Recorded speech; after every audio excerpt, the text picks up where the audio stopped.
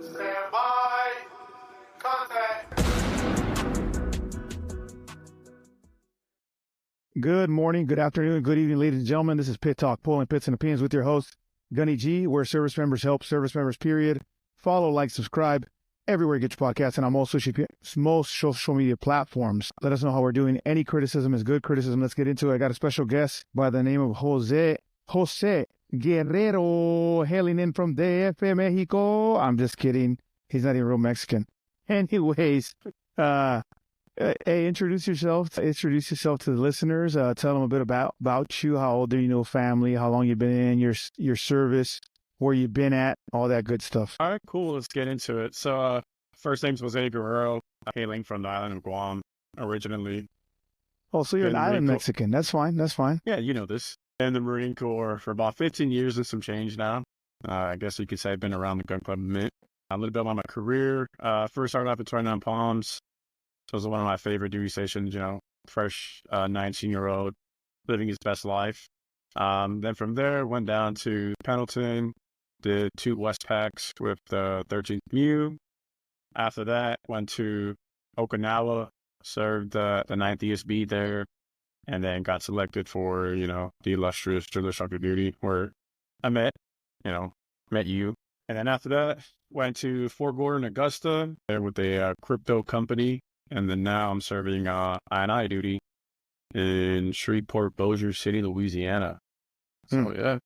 I have a girlfriend now. We've been together for 4 years.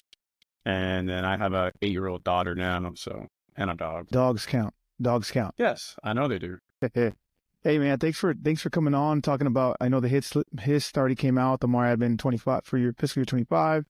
And prepping for that, for the list to come out. I know they already came out previous, but moving forward, we want to provide some good insight for Marines that are choosing drill instructor duty, recruiting duty, and maybe potentially MSG. I got you on to do the drill instructor part, right? So, and I think the listeners you're going to be open and honest, and they're going to enjoy the transparency, and they're going to enjoy your experience, your story. And then bring better insight on what duty station or what special duty preference they're going to pick, right, out of the 3. Obviously, we met there back in 2017 to 2020. We went to DI school, right? 3 TAC 17, is that what it was? Yeah, it was 3 TAC 17. One of the biggest 3 classes TAC 17. Year. What's that? So it was one of the biggest classes that year. Yeah, and then they didn't have bonuses for volunteers at the time. No, they didn't. So it was just for thoroughly indoctrinated devil dogs that wanted to serve their country. And then shortly after, the class after, they were throwing 20, 25 grand at them just to come. Yeah. Remember that? Yep, sure do. Pretty salty about that. I'm not going to lie to you. Yeah. Well, I mean, I wasn't volunteering myself. I got listed. I originally volunteered to be a recruiter, believe it or not. But, cards that were dealt to me. Yeah. I guess, served me better.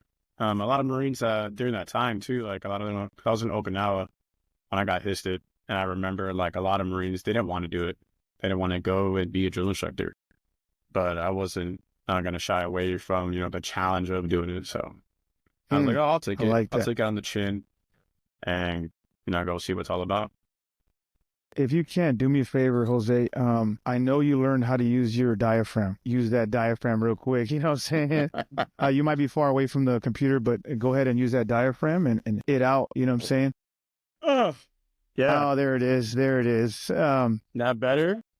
Yeah, I'm gonna cut that little piece off anyways. But I'm gonna ask you: is the camera tilted down or tilted up? It looks like it's tilted it's up. Like it's tilted towards me. You want me to can you see your head? Tilted up? Yeah, I can see my head. Okay, perfect. That's fine. I can't see on yours. I can't. Okay, it'll be out though at 4 minutes and 50 seconds. 5, 4, 3. So we met back in 2017 to 2020. Talked about the bonus. Hey, salty about that. You got histed. I volunteered. 2 different experiences, right? Same result. Drill instructor duty complete. Go ahead from the very beginning. You checked in, and we checked in alphas. How was that experience? It was an eye opener for sure. I remember me and my roommate, it's a really good buddy of mine. We were walking in to the classroom area, and from the hall, from the outside of the atrium, you could hear the drill instructors just laying it into you, laying into other Marines checking in. And so just from like that, you're like, oh crap, like this is real. Like, oh, I'm here.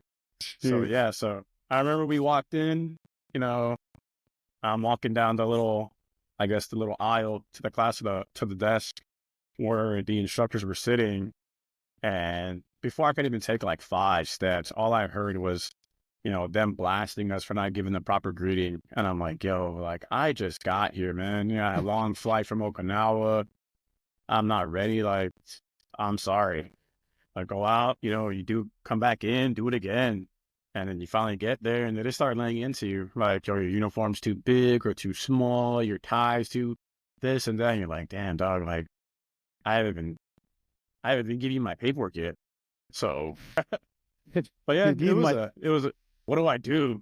And then, like, you know, you finish, they tell you like, all right, cool, here's your paperwork. It's all good. And then from there, they're like, all right, come back at this time, you know, and Cammy's ready to go. And I was like, shit, like, what are we going to do? Like, and then so like, I remember like me and my buddy Chris were just talking about it on the way back. We're like, man, like, can we like, is this like, can we quit now? Or like, you know, can we go back home? Like, or like, is there a way to whatever? But yeah, man, coming back to the class afterwards, you know, I've seen that on a majority of the people's faces, it was like an eye opener. It was very, you know, like in your face, something you weren't expecting, something that you hear about, but then you don't really expect it until you get there. You're like, oh, okay. But then all those jitters and nervousness go away after like a few hours, because then you realize that everybody else there is just like you, just as nervous, just as like a little bit scared, not scared like physically, but they're just like, oh crap, like I am here. I am going to possibly become a drill instructor. I tell you what, I was sweating in those alphas. You couldn't tell. I mean, I was a bigger dude already. And I remember I was sweating those alphas. I was coming and we went back to the class looking around. Remember, yeah, I mean, you remember looking around like, I wonder if everybody's thinking the same thing as me. My palms are sweaty. My pits are sweaty. My balls are sweaty. I don't know what's about to happen. And it was late. Remember, it was in the afternoon. We had to come back. Yeah, we came back around like 17, I think, 1700. And then something game like on. that. Yep. Yeah. I'll tell you what, being in that seat, it was rough because I thought I had an idea of something, then slap in the face. So I don't know what this is. I thought I was a sergeant. You know, I was a sergeant at the time. Yeah, We were all true. pretty much all sergeants, right? Like we pretty And back some on of the us Marine were Corps. like, yeah. Some Pretty of us were squared pretty away. salty Mhm. sergeants. You know, some of us have been a sergeant for a few years. Some of us were brand new sergeants, but nobody really know. I mean, obviously, you know, like when you see their like alphas and you see their service stripes and all that stuff, but at the same time, like you all felt like brand new Marines. They made you feel like brand new Marines. You're like, oh crap, dude. I guess my tie is not good. So, it was very like, oh crap. In a nutshell, I mean, it was a good experience. I'd say there's a couple things in there that I remember when I was in charge of the class for that one day, your duty day. Remember? Yeah. You Yes. laugh. I don't know if you remember my day, but I think first sergeant is he first sergeant now or is he a master? I don't even know if he's a master. Is he on CISO? Remember? He was a gunny at the time. Oh, he's a first sergeant now. He's a gotta first be sergeant. first Okay, sergeant. so Yeah, first sergeant first sergeant. CISO. He's supposed to come on. He didn't reply back to me. First sergeant He's CISO. a busy man, that guy. He's always running. That's 20 plus miles a freaking day for no Hey, reason. dude. That dude runs, bro. I can't. I gave accountability. Remember? I don't know if you remember this or not. I gave accountability and I said, I don't know. And then laid into me, boy. I tell you, spitting and I got red and I was like, shoot, was I not supposed to say something? Boy, oh boy. That was a rude awakening for me. And then I had to do it again. That pissed me off too. Remediate. No, yeah, remediation was a thing. How much weight did you lose? Oh, so funny thing, right? So me being stationed in Okinawa, being a young sergeant, I wanted to just go to the gym, lift weights, and eat. And that's what I did. So by the time I got histed, I was about 220 pounds, just, you know, a bulkier me. I lost about 15 pounds in preparation for DI school. So I got to like DI school, like 185, 190-ish. Then at DI school, I lost like another 15 to 20 pounds. I graduated maybe like 175, something like that. And I looked gross. I looked disgusting. And I was like, oh, this is the smallest I'm gonna be. Like while I'm here, I was like, all right, not a big deal. No. After my first cycle, I lost another 10 pounds and I got down to like 166, 165 or something like that. And dude, I remember like my camis being really, really big and like my neck. I don't know if you've ever seen that movie, The Master of the Skies, where he's wearing that turtle costume and like he can pick it up and like his head's just like floating inside the thing. And that's how I felt. I was like, dude, I feel gross. I don't feel like me. I just feel like a robot, if anything, like a skinny robot. So I lost a lot of weight. True. I didn't lose any weight in preparation for DI school. As a matter of fact, I remember Master Gunner Sergeant Hernandez at the time, we're in Iwakuni, and he said, "Hey, are you ready for this? Are you ready for DI school?" And I go, "Yeah, why?" He goes, "Man, because you're pretty heavy, man. I'll tell you what." And then, because you know how we do that inventory PFT right before we go? I barely got a first class, and that's why he asked me. I was like, "Dude, are you ready?" I go, "Yeah, I'm fine. I'll be all right." No, I was 250 when I left Iwakuni. Because the same thing, meathead, I was just in the gym getting it as a sergeant. I think all of them do you're it. pretty tall too, so. Hell yeah. And then I lost 20 pounds right off the rip of DI school. And I went down to right above 200 pounds. Or excuse me, 225. Right? And after my first cycle, holy mackerel, I was down to 200-ish, 190. And then same thing, the next cycle, I went down to 182 or something like that. And that was the lightest I've ever been in my life. And I was like a piece of paper in my uniform. It was ridiculous. I remember so for the listeners, if you're thinking that you're not going to lose weight, well, I hope it. Hold on, let me backtrack a second. It does go in waves. What happens, right? I know there's a lot of flack out. I don't know if you've seen that photo, but there's a lot of flack right now going with these when they were marching up. You remember that photo? Big boys. I mean, I don't know if they're big or not. But the perception was they were big boys. I remember being there and nobody was big. Nobody had weight on them. You know what I mean? Nobody had muscle mass on them. They were all skinny. You're a lot of skinny guys. I think 90% of drill instructors were skinny. There was no meat on them. Because remember, we came in when we had the 3-phase model still. Yep, that's right. We still had 3 phases, and now they have the 4-phase. And whatever else goes on now, because I mean, we haven't been in the drill field for about 4 years now, and even when we left the drill field, it changed dramatically. Yeah, it's about 4 years. It changed a lot. It changed a lot when we were there, when we first got there, and it changed even more like as we went on, and then as we left. Because remember COVID too. Yeah, I remember wearing masks towards the end of it. I remember that. It's quite an experience. I think. Out of the 2 phases, I think I personally like the 4-phase because your body recovers, you know what I mean? Yeah. Compared to the 3-phase model. It just made much more sense versus the 3.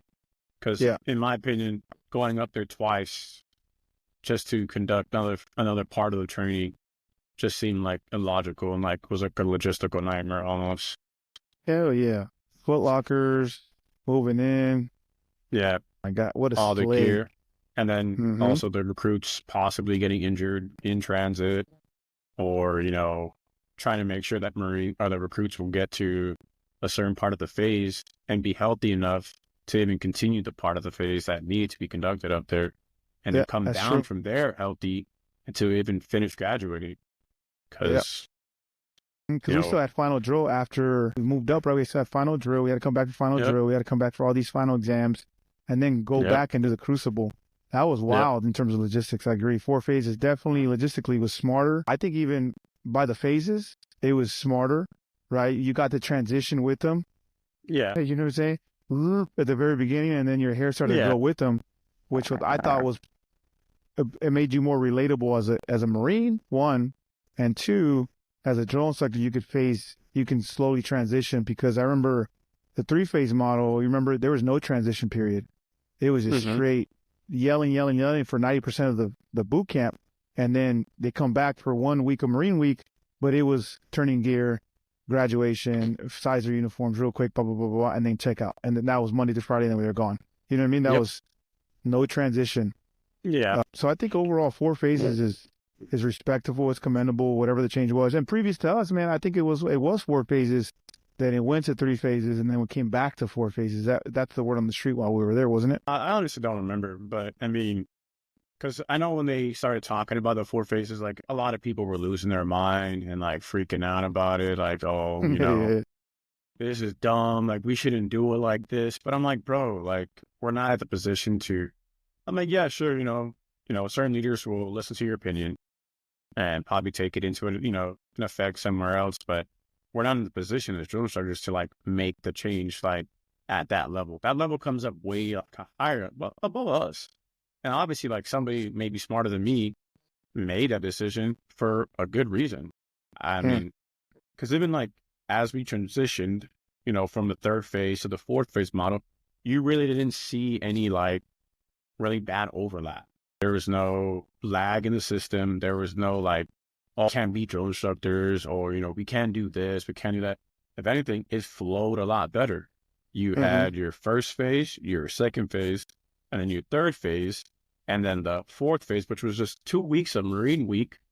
You actually got to be a staff NCO or an NCO during those last 2 weeks and, teach them the correct, because, like everybody always, when you get to the fleet, they're like, oh, who was your drill instructor? Oh, we're going to blame them. It's their fault that you act like this or whatever. It's like, well, if that's the case, like in those 2 weeks, then, leave them with a little bit of you, some knowledge, some common sense.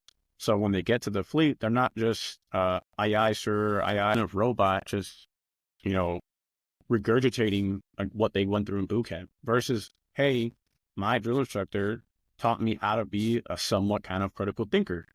I can think for myself, if I'm supposed to be at work at this time, maybe I should show up a little bit earlier so I'm not late. So Yep. it's stuff like that. But, a I lot of get. people I'm probably crucify me for saying that, oh, drill instructors are supposed to do this and do that. But I'm like, look, man, at the end of the day, we're all trying to make it a graduation, and we're trying to make a product that, one, I can be proud of.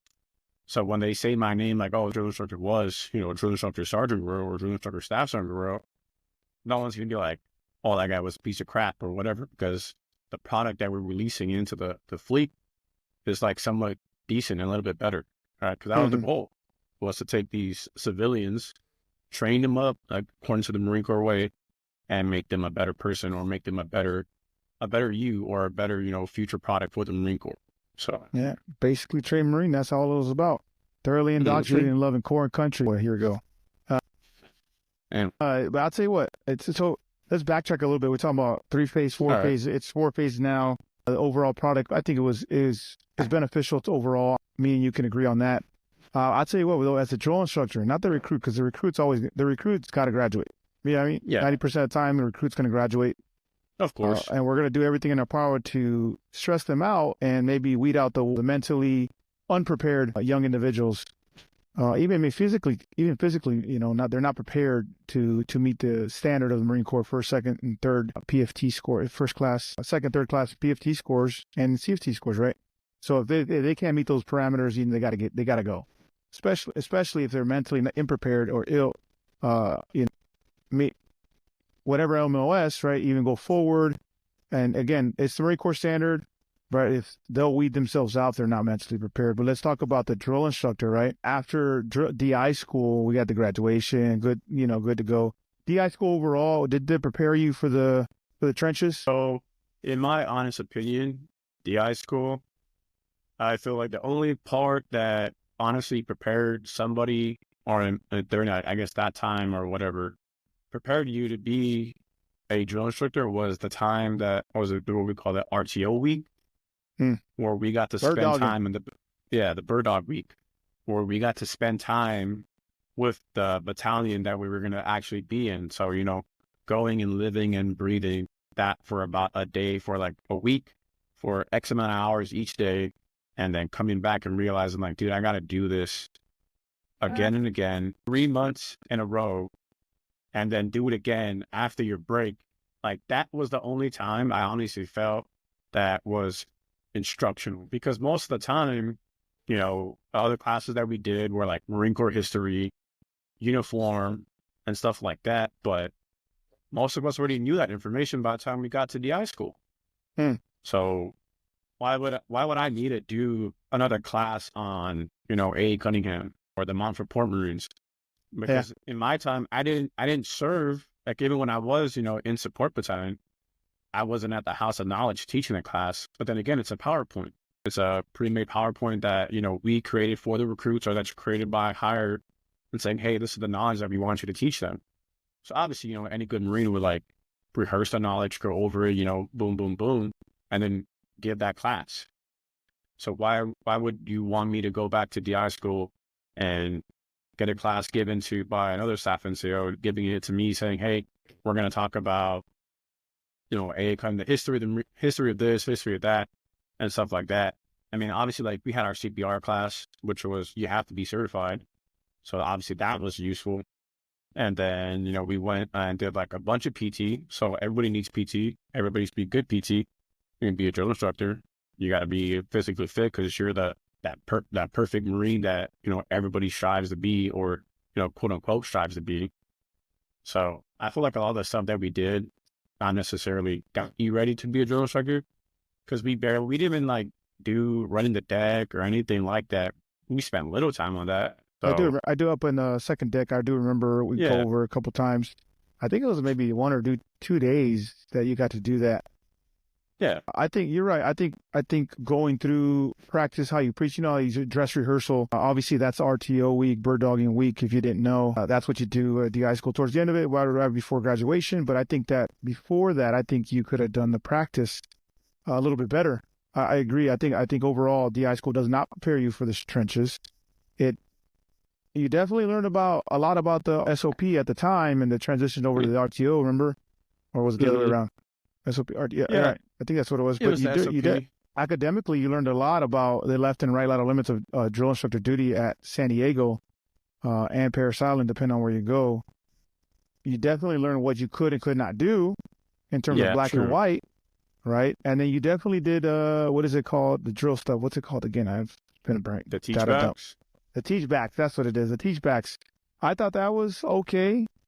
I don't know if necessarily it was good, but it did give everybody a equal baseline in terms of knowing what to correct in the trenches. Fair? Yeah.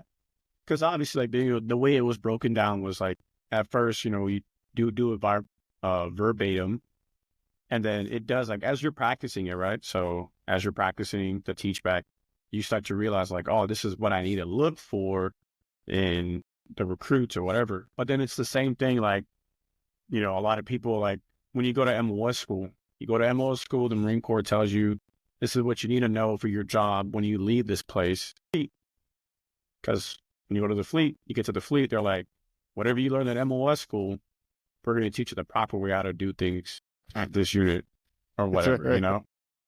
So you're just like, okay, so it's the same. I feel like it's the same thing for DI school, right?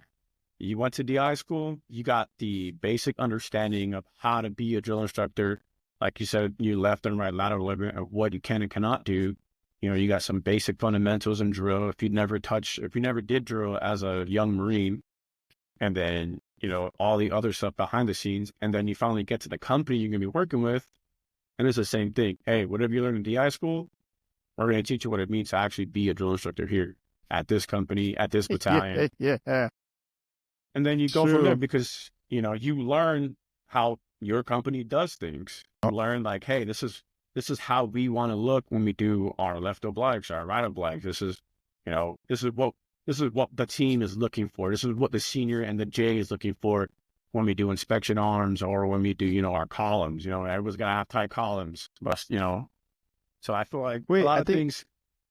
Go ahead. Finish. No, go ahead. No, finish. Wasn't our DM freaking Staff Sergeant Scott? Yeah. 3rd Battalion? At one point, he was. Yeah, at one point he was. At one point it was. I think it was Haney before him, and then it was Scott. But anyway, sorry. Continue. No, it was Haney before him, and then it was Scott afterwards.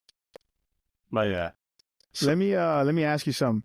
You checked it. It's a good point you brought this up, because we're on a time crunch. You're at hurricane season. I'm still figuring it out, obviously, right? But you talk about checking into the company. You did mention that you data dump everything. We're going to teach you the right way. That's actually factual, because every battalion was different. How they did things and how they wanted to look, it was different. And we data dumped it for sure. I know I did. Sure did. And because if you didn't align with the culture, oh boy, you were blackballed really quick. But let me get into that. Drill instructor, we're in the trenches now. We're figuring out a new MOS. the training that was required in first cycle, like, weight tops, good, bad, the ugly. Was it proper? Was it improper? Was there a better way? I touch on that piece a little bit. I remember, I'll go mine real quick so that you have an idea of what you're going to say. Because I remember thoroughly indoctrinated drill instructor meant seeing every training day so that they understood what it looked like, what the hidden movements were, when you can do what you can do to prep for the next day, vice versa for the night, blah, blah, blah, what you can do with the recruits, different phases, different days, the F days, so that the second cycle would be easy. And at first, while I was in, it was slay, no sleep, right? Trying to figure out who's what and in the sauce. And I'm like, holy mackerel. And then there it was, my, third hat at the time, Drill Instructor Staff Sergeant Shanahan, may rest in peace. Yep. He freaking was in there grinding just as much with me to let me know that this is what you got to do. And it was rough. Was that the same thing you saw every training cycle with the first cycle? Yeah, so checked into Lima Company, right?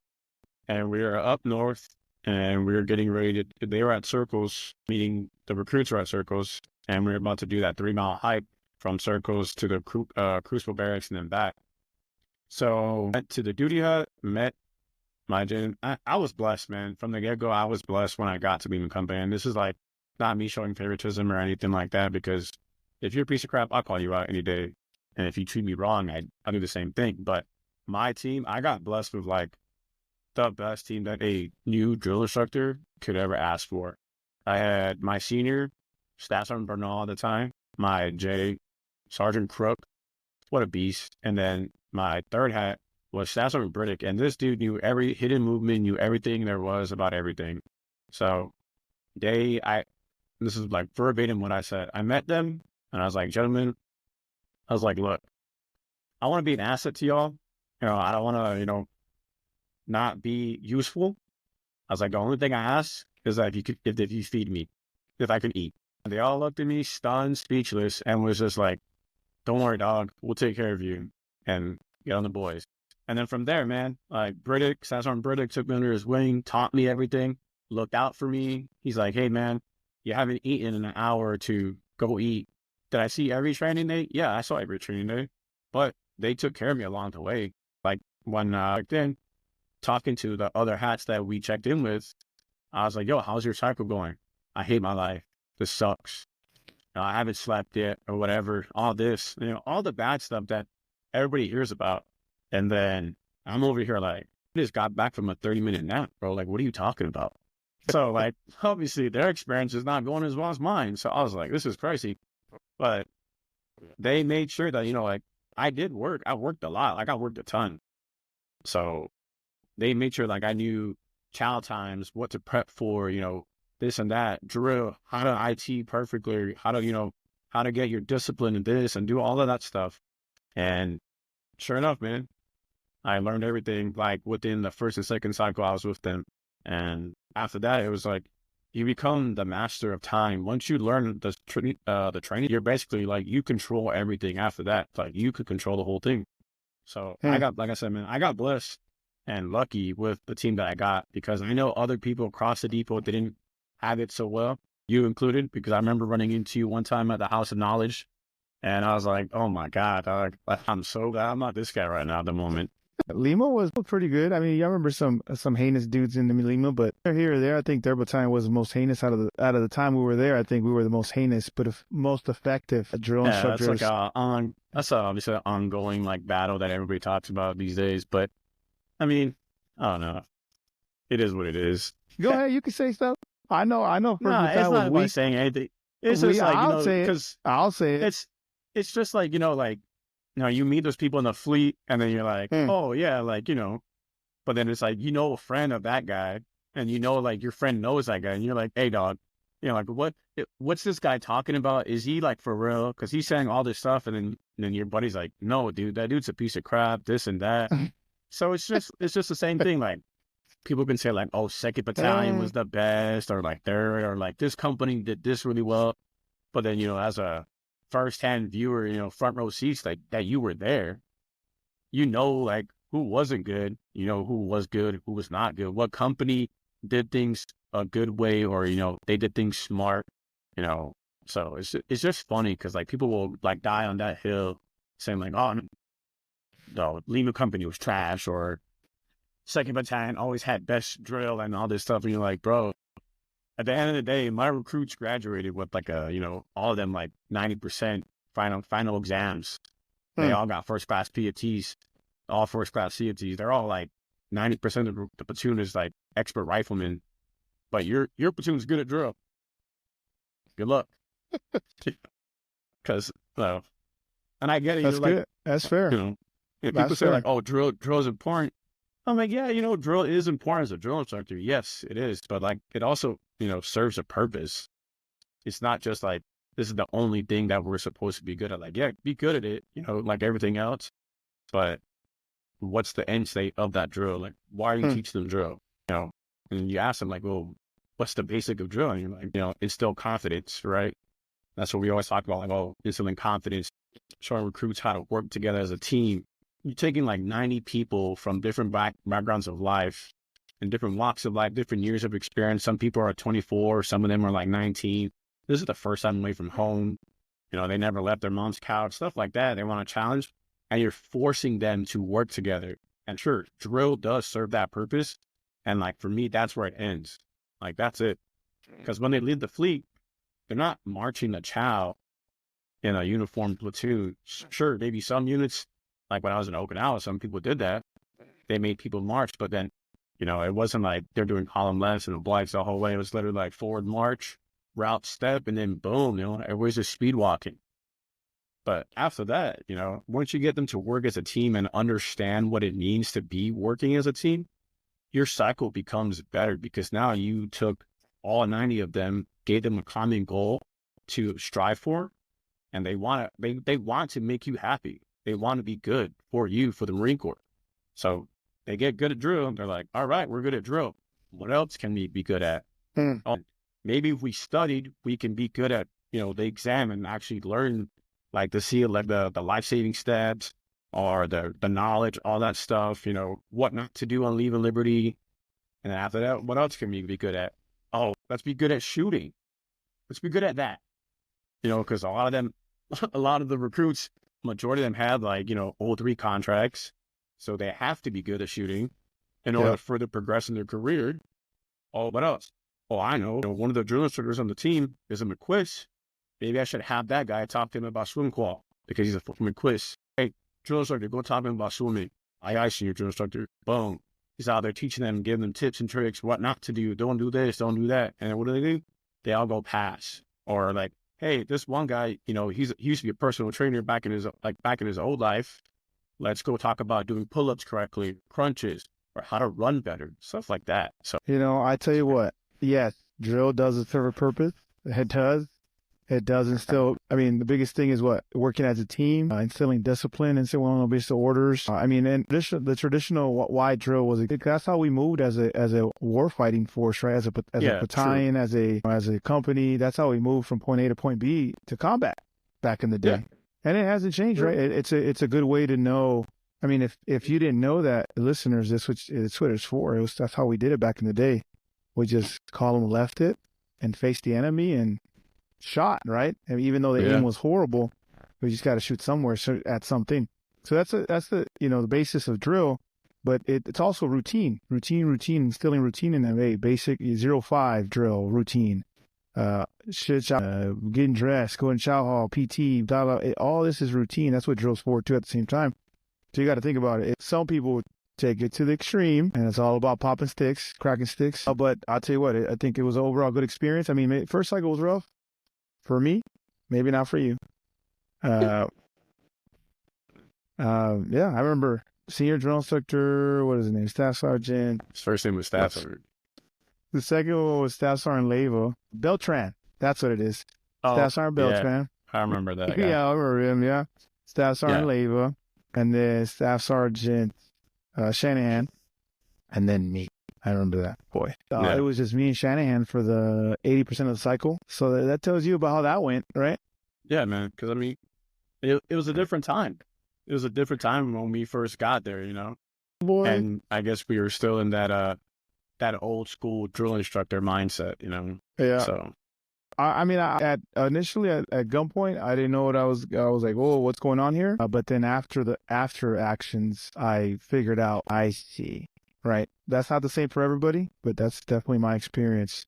I'll tell you what, how did the roles, I know, remember we were there and we talked about drill instructor roles. You had the fourth guy or fifth guy, whatever it is, the Bobby, and what his role was. And then you had a third, and then the experienced drill instructor that changed over time over there, the J, and then the senior. What were the roles good? Were the roles perfect? They weren't perfect, but it served a purpose. And I remember having conversations with the entire battalion and entire depot, get rid of the roles. But in reality, roles did work. It made for a more effective platoon and overall successful cycle, don't you think? Yeah, definitely. Because it's like in any organization, you need some kind of hierarchy at some point, or else you're just going to have too many chiefs, all with good ideas, but nobody's working to produce any of the ideas and actually make it a product, right? And if you played your role, right, because drill instructor duty, like we all say, it's like one of the best acting jobs you're ever going to do as a Marine. Bottom, you're the fourth, fifth, whatever they want to call it these days. You're that guy, and like your main job is to ensure that the recruits have the discipline. You cause, I guess, for a better lack of terms, hate and discontent between you and the recruits, but you're there to make sure that these recruits know that they can't get away with anything. They touch their face, they get out of line, they do this, they don't respond the way you're teaching them to respond, or they're not hitting the sticks or marching away. Like that's your job to make sure. And how we do that, obviously, is, we IT them or we firmly correct them, with our words and our voice. And that's where you also learn as a new drill instructor what to look for in correcting recruits. Because eventually you're going to move up one day and you're going to be teaching somebody else how to do that. And then your third hat, the guy, like the third hat, it's like one of the more important ones, because they're all important. But in my opinion, the third hat's like also important, like up there. It's because he teaches them how to do everything else, like knowledge, how to wear your uniform correctly, how to blouse your boots, to freaking, the understanding of the M16, all the basic knowledge, everything you could think of like that needs to be learned. That's not drill is being taught by that guy and him alone. So if you're not paying attention to what he's teaching you and how he wants it to be taught to the recruits, then you're just going to do you're doing him a disservice. And so that moves on to the J, or the second hat. And then his whole role is, because everybody says that J is the heartbeat of the team, and we're going off like what the J wants to do this. So like if the J wants to do drill, then we're going to do drill. So you need to understand like what the J wants. And I feel like a lot of teams, they didn't do that. They didn't communicate what they want to be taught, how they want it to be taught, because that's what I would do. And that's what I did, because I noticed that as coming up in the ranks, like coming up in roles, like nobody discussed on what to do or how you wanted to do things and have a meeting. But the senior is like, because you got the J, he's like the big brother, he teaches drill, and his job is also to be like moving up to become a senior. So he has to obviously learn how to, transition from being a green belt to that illustrious black belt that everybody is striving for. And then, because one of my favorites are obviously like being a senior. I love being a senior. I did 3 cycles as a senior drill instructor, and I loved each of them. The first one was scary because now the platoon is yours, right? It's your first like chance of like actually molding the whole group, and whatever you said went, because that was the thing, was like, hey, the senior drill instructor, right? Everybody's like the belts are for the recruits, but with you and your drill instructors, it's not for us, but at the same time, everybody understands like, hey, this guy is the senior listed in this platoon. He's the senior guy here. If I have issues as a Marine, I can go talk to my senior, and my senior's going to have my back. Or like, hey, senior, I kind of did this. I need to tell somebody, self-reporting. So the senior's like, all right, don't worry. Let's go talk to the chief drill instructor. Let's go do this. And then as a senior drill instructor, you're teaching the recruits the same thing. You're talking to them. You're transitioning from always yelling, being a guy who's always in their face, instilling discipline, to the guy who's like, now they have to come to you with their personal problems. And boy, do recruits have personal problems that it is insane the amount of time, like, especially because, from the F days to graduation, F1, F2, once they get to meet the drill instructors and they get their first taste of what it is to be a recruit in recruit training, what do they want to do? They want to compound the pine and top their senior drill instructor because they're thinking about quitting, or they realize they're like, man, this was a mistake. I don't want to be here. And then you have a line outside your door because your drill instructors are doing their job. And all they're doing is counting money value bags. That's all they're doing. So why do you want to quit? We're just day one, dude. Like, this is it. Like, We just got here. Yeah, I agree. I think both agree that roles work. It's like any other duty station. I'm not going to come into the 4 and tell them how to do their job, right? Exactly. I'm not coming to the 6. You stay in your swim lane, and those swim lanes serve a purpose. And I think the roles serve the purpose that the belts were for the recruits, sure, but the roles and the requirements were still for the Marines at Marine drill instructors. You stay in your lane, don't jump out of yours, because then it creates too many ripples in the water if everybody's trying to be the chief, the most senior enlisted. It doesn't work that way, right? Because then it sets a bad precedence for recruits. It sets a bad precedence for uniformity. Instant willingness, obedience to orders, discipline, right? It affects discipline in the platoon. And then it's just a bad training cycle, training evolution for the recruits. So you don't want that for sure. I can agree. Roles matter. I think you do agree, G, that roles matter. Roles matter. Belts for the recruits, but roles do matter. Let me ask you. So overall, we got, we're running tight on a little bit of time, but let's fast forward here. Overall, one thing you could have done better, and one thing that you learned from drill instructor duty coming back into the fleet. One thing I could have done better as a drill instructor, I guess spend more time. I don't know. Like, I feel like everything happens for a reason. And if I could go back in time and change anything, I felt like the rest of my life would just be on a different course. And I don't want that. But honestly, I felt like I did a good job. I felt like I did a good job with the hats and the recruits that I worked with. I guess, spend more time on the depot or not on the depot, but there's really nothing I would go back and change.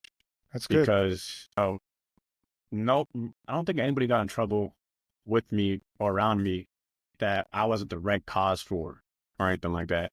And I feel like the recruits, I did my job. Yeah, I did my job, but I also felt that, they left with an understanding of what they're getting themselves into and what the Marine Corps can be requiring of them, because everybody knows that's a Marine now. It's recruit training is the easiest part of your career. It only prepares you for so much, and we have a limited time with them. Maybe, if we had 6 months with them, sure, you could probably get them 100% ready, but you're trying to smash, 18 years of their previous life into 3 months and trying to give them everything of yourself to them and make them better. I guess time, honestly, is if I had more time to give to the recruits and give back to my hats so they can spend more time with their families, or I could teach more to the recruits and give them more knowledge and give them even more glimpses into experiences that I have or other hats had or other Marines had, then sure, I guess I can go back and change that. But other than that, I really wouldn't change anything else. No, that's good. That's very mature. Jose, that's very mature of you. It's very mature of you, Guerrero. Gunnery Sergeant Guerrero. That's very mature of you. Did a lot of growing up, man. That's what happens, I guess. Yeah, you did. Oh, yeah, you did. That's definitely true. I remember. And now you're here with your daughter, your dog, and your girlfriend. Yeah. Living the American dream. Let me ask you this: living the dream in hurricane weather at home. What a jerk! What a jerk! Man. I just go where they ask me to go, or they tell me to go, and I just grow. That's true. You also grow that stash, you little nasty thing. I see that. A question for you. Obviously, we're in a better spot. We're highly competitive for promotion. There's a lot of good things that come from drill instructor duty. Same from recruiting duty and same from MMC duty. I think they all have their pros. They all have their cons. We can always do better. And so overall, good experience. You're here, man. We would never cross paths if we would never went. Yeah, we would never have it in podcast session if we would have never met and drill instructor duty had a successful tour. So you're going to learn some stuff for the listeners. You're going to learn some stuff. You just got to be humble. Be humble. Know that you're learning a whole new job that you're never heard of. You only base it off your experience, and that's not the way to go. It's like when you lift weights, you leave your pride at the door, your ego at the door, because there's always somebody that can outlift you, outrep you, outweigh you. You know what I'm saying? So be humble and get into the gym and just grind it out. That's what you got to do at the depot. Just grind it out. Just be humble, grind it out. I got to give back to the veteran community, active duty community, right? We always suffer with mental health, mental issues, suicide. That's a big thing. Out of uniform, and I think it starts while we're in uniform. We got to get the help. But what's one thing you could provide for the listeners that are struggling with mental health right now, considering this does or having those suicidal ideations? Give them a tool for the tool bag, and if those ones listening that are not here no more, not present with us, if you could offer them some help, what would it be? I would say for me, it's like, this is a very personal subject for myself because, family member of mine did commit suicide when I was young in the Marine Corps. It was 2010 when it happened, or 2009, 2010 when it happened. But what I would say is, like, honestly, surround yourself with people that are going to be positive for you. Don't always just rely on the people that you knew when you weren't a Marine, because some of those people don't have the same goals as you do. Because obviously you joined the Marine Corps for a different reason than, everybody else in the world. So surround yourself with positive individuals, get yourself out there. If you need the help, ask for the help, because your answer is always going to be no unless you ask the question. And I always preach this to Marines that I meet, to people, to anybody that I ask for advice, ask for the help. Become more productive in your lifestyle. Get out of your rut by yourself. It starts with yourself. You have to get that mindset changed, and you have to literally, like, just put your best foot forward and try to, if you don't want to go to the gym, don't go to the gym. Go for a walk. Take yourself out of that negative space that you're in and go do something. Try something new. Change the way you eat. Change something little by little every single day. But I will honestly say, just like, you have to ask yourself for the help. Ask the help for yourself, because if you don't, like, how else can I help you? Because I tell that to my Marines now. If you don't ask me for the help, if you don't ask me for assistance, I'm not going to be able to help you. I can't solve your problem, or I can't even begin to solve your problem with you if you don't ever ask me for the help. And I have Marines that still, even recruits to this day, that message me on Facebook or Instagram or somehow get my phone number. And they're like, Staff Sergeant or Sergeant, I'm not sure what you are now, but I have issues with this. How do I go about this? What should I do? And obviously we work through the issue and we get them help. But it's like, if you don't ask for it ever, you're never going to get it. And you can't assume that I know everything about you, even though, like, I may be your leader. You can't assume that I know, because there are some things that I myself don't share with my leaders, because I want to grind at work. I want to do this, but they don't know that I may be suffering at home or this and that until I say something. And I'm not saying wait till something bad happens to say something.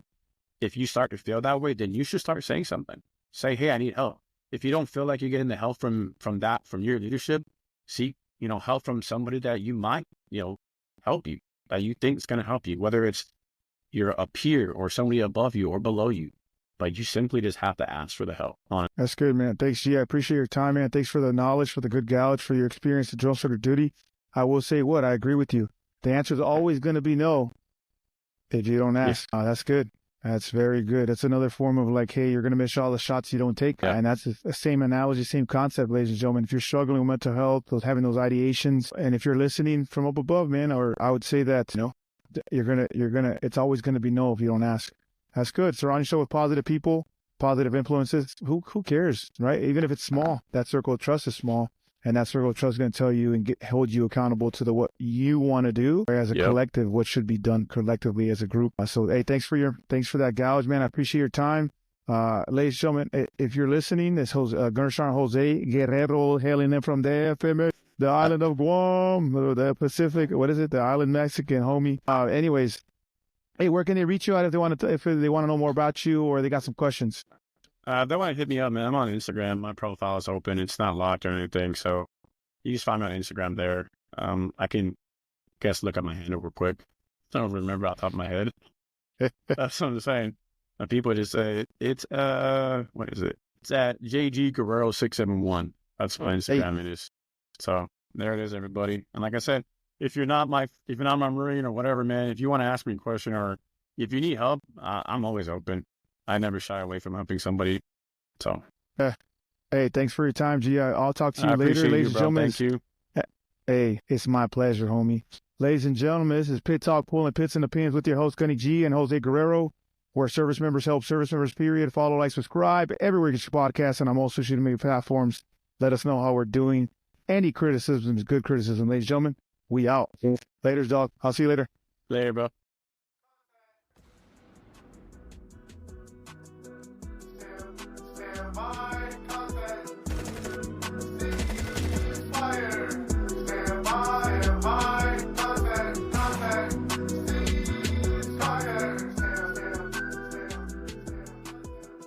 is a podcast featuring active service members who discuss their thoughts and opinions on various issues surrounding military life, current events, and history. The statements heard here are the opinions of its members and guests. These do not necessarily reflect the views of the Department of Defense and are not endorsed or sponsored in any way. Listener, viewer discretion advised.